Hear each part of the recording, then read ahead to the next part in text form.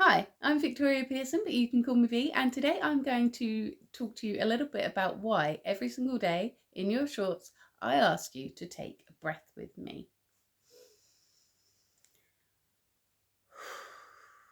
See, the other day I got this comment, and honestly, let me just take a moment to say to you, if you don't like the content that I do, just keep scrolling because I post every single day and twice on Mondays and Wednesdays. And if you don't like me, but you comment, YouTube will still think that you like me and they're going to keep showing you my content. So please, if you don't like it, you don't have to comment every day to tell me that you don't like it. Just scroll past it. It's okay. But this comment actually did give me an excellent opportunity to be able to talk to you about why it is that I do the deep breathing. You see, a long time ago, I talked to you about why I do my daily gratitude, how when we start to notice things that we're grateful for, our brains start to look out for them more and it makes us feel happier. We notice more things that are great about our lives, and little tiny things add up to a big thing and makes us generally more happier.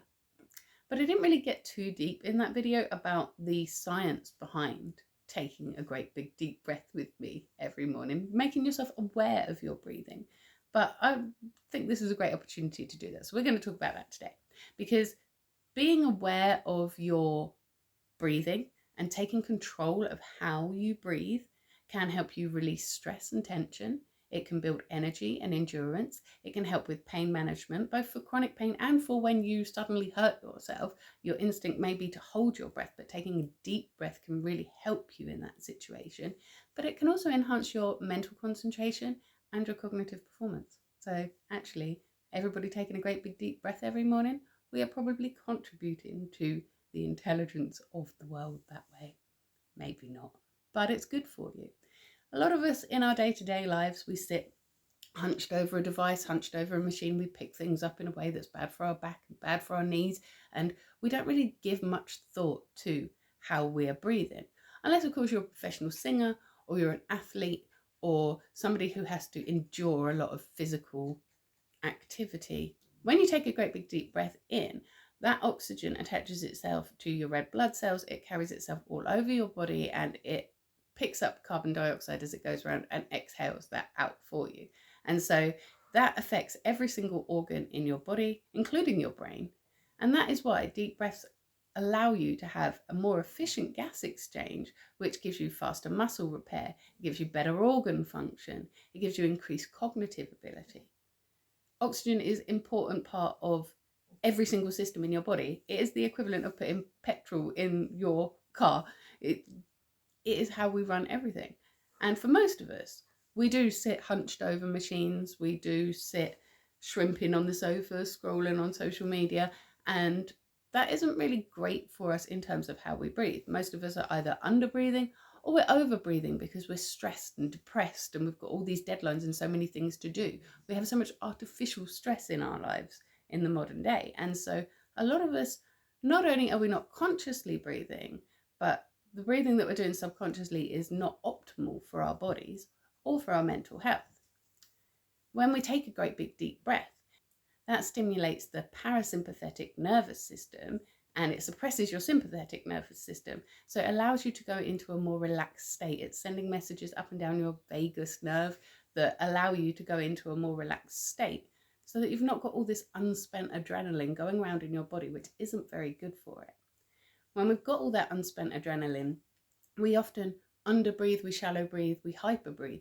And so our bodies aren't able to do that efficient gas exchange. You've got carbon monoxide hanging around and you've not got enough oxygen coming in to flush it out and make every system work the way it's supposed to. Taking a great big deep breath, if we're going to carry on with the car metaphor here, is the equivalent of putting some fuel cleaner in your car and getting that engine unclogged and working efficiently again. Now, because our breathing patterns also change with stress and depression, when we're stressed, we tend to breathe very, very quickly, but very, very shallowly. And when we're depressed and shrimping on the sofa and doom scrolling on our phones, we tend to be not breathing out enough and we tend to not be breathing very deeply. Taking a great big deep breath and resetting that and spending a few moments maybe with your breath, taking it to a state where it is making your body feel efficient and working properly, is a great way to sort of trick your brain into thinking that you're not actually that stressed, you're not actually that depressed, you actually are working at a way that is optimal for you. And that will trick your brain into releasing more sort of happy chemicals into your body and making you feel better as well. Or tricking your brain into releasing more relaxation chemicals and making you feel like you're not as stressed anymore. That's not going to solve your actual problems, but the increased cognitive ability, the increased ability to think your way through things quickly that comes with that added oxygen rush, is going to be able to help you tackle external stresses more easily, and so that you can build a happier life for yourself. I'm not just out here breathing for the fun of it.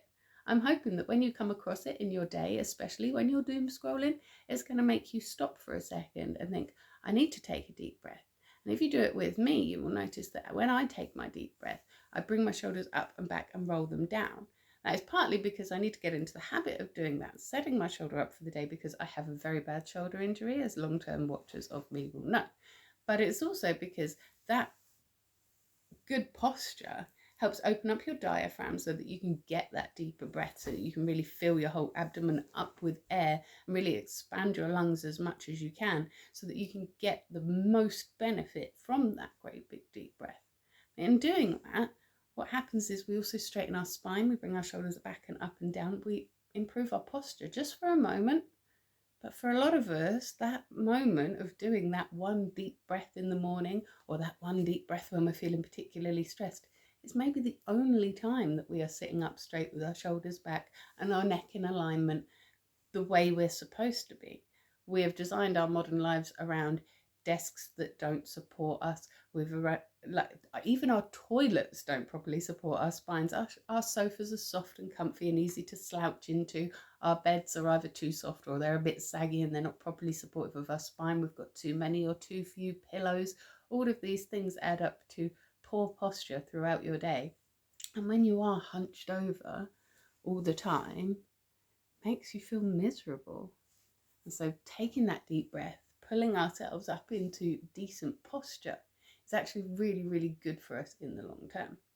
Now, talking of long term, if you do your breath work over the long term, you're going to increase your lung capacity, you're going to increase your stamina, your energy levels are going to go up, and that will give you a better performance in the gym or for just your general fitness. So that's great for your overall health as well.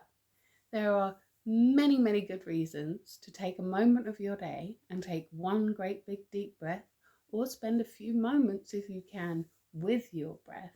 And I hope that my daily reminder to do that is encouraging you to, because the more that you do that, the more energized and the better you're going to feel. And it's going to have a knock-on effect on every system in your body and in your brain as well. Is it a cure-all for everything? Of course not. That's ridiculous. Obviously, taking a great big deep breath isn't going to completely cure your mental health if you have a mental health condition. Taking a great big deep breath is not going to take away the pain of a broken leg, but it will help you to manage it in that moment. And that will help you to be able to make improvements in your life overall. So yeah, I'm not just doing that for the fun of it. Taking a great big deep breath is really, really good for you. There are also different types of breath work that you can try. The one that I do is I take a big deep breath in, hold for a second, and then I breathe out for longer than I breathe in, only by about 2 seconds. And that is something that I find calming, resetting, relaxing. But if you're looking to do breath work for other reasons, it is well worth looking into the different types that they are. If you find yourself particularly panicky a lot of the time, box breathing might be better for you, where you breathe in, you hold for an equal amount of time that you breathed in for, you breathe out for an equal amount of time, and you hold for an equal amount of time. That might work better for you. For me, it makes me feel a little bit dizzy. It doesn't quite work for my body, but it may work for you. There's also breath work called double breathing, where you breathe in and then you breathe in again. So you're making sure you're fully opening up those lungs, and then you breathe out. That's going to help you with focus. It also helps you give an increased quick oxygen boost for if you are playing sort of intense sports, things like that. But mainly that is for mental clarity in a moment of high stress, high adrenaline sort of behavior. I'm sure there's lots of breathing techniques that I don't know about as well. I know that if you are giving birth to a baby and you're going through labour, they talk you through different pain management breathing techniques. I don't know lots and lots about them because most of mine are about stress reduction in the moment. They're about sort of making the adrenaline chill out a little bit. And so it is well worth looking up if you have other issues to see if there are different breathwork techniques that can help you with them, because there is actually quite a lot of evidence to back up that taking conscious control of your breath can be really, really good for both your body and your brain. Join me again next week. I'm not sure yet if I'm going to be showing you an art project that I've been working on, or if we are going to be doing something a little bit witchy. I haven't decided yet, but I will be here next Monday, 6 a.m. UK time. And if you can't wait till then to see me again, I will be here every single morning, taking a big deep breath for the reasons that I just outlined, and also telling you what I'm grateful for most days. Sometimes I'm letting you know what's challenging me as well. And I will also be here on a Witchy Wednesday doing an intuitive tarot card read for you as well. Until then, you have yourself a lovely week.